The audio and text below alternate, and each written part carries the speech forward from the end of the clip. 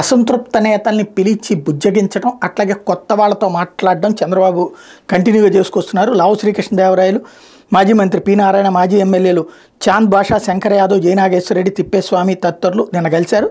నెల్లూరు జిల్లాలో మార్చి 2న చంద్రబాబు పర్యటన మీద చర్చించేందుకు నారాయణ ఆయన కలిశారు. అయితే చాంద్ బాషా ఇప్పుడు ఒక్క ఎమ్మెల్యే ఇచ్చారు మైనార్టీలకి, జగన్ 7గురికి ఇచ్చారని ఇంతమంది చెప్పుకుని చాంద్ బాషాకి ఇచ్చేటువంటి అవకాశం ఉంది అన్నటువంటి వినబడుతుంది. మరోవైపు చూస్తే అనంతపురం జిల్లా సింగనమల అసెంబ్లీ స్థానాన్ని బండారు శ్రీకి కేటాయించడం మీద అసంతృప్తి ఉన్న నియోజకవర్గ దేశోభివృద్ధి కమిటీ సభ్యులు కేశవరెడ్డి, నరసనాయుడిని చంద్రబాబు పిలిపించి మాట్లాడి విభేదాలు పక్కన పెట్టి శ్రావణశ్రీ గెలుపు కృషి చేయాలని సూచించారు.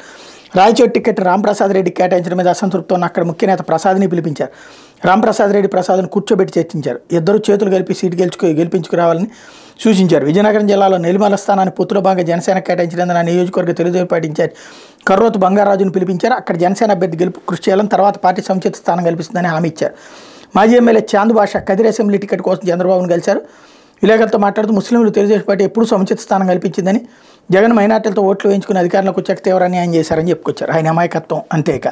కడప లోక్సభ స్థానాన్ని ఆశిస్తున్న రెడ్డిపకారి శ్రీనివాసులరెడ్డి, తంబళపల్లి టికెట్ జయచంద్రారెడ్డి కేటాయించడం మీద అసంతృప్తితో ఉన్న మాజీ ఎమ్మెల్యే శంకర్ యాదవ్, అనంతపురం లోక్సభ టికెట్ ఆశిస్తున్న జేసీ పవన్ రెడ్డి తదితరులు చంద్రబాబును కలిశారు. జనసేనతో పొత్తు వల్ల తెనాలి సీటు కోల్పోయిన తనకు గుంటూరు పశ్చిమ నుంచి పోటీకి అవకాశం ఇవ్వాలని ఆలపాటి రాజేంద్ర ప్రసాద్ ఇప్పటికే చంద్రబాబును కోరారు. ఆయన మంగళవారం పార్టీ ప్రధాన అధ్యక్షుడు లోకేష్ని కలిశారు.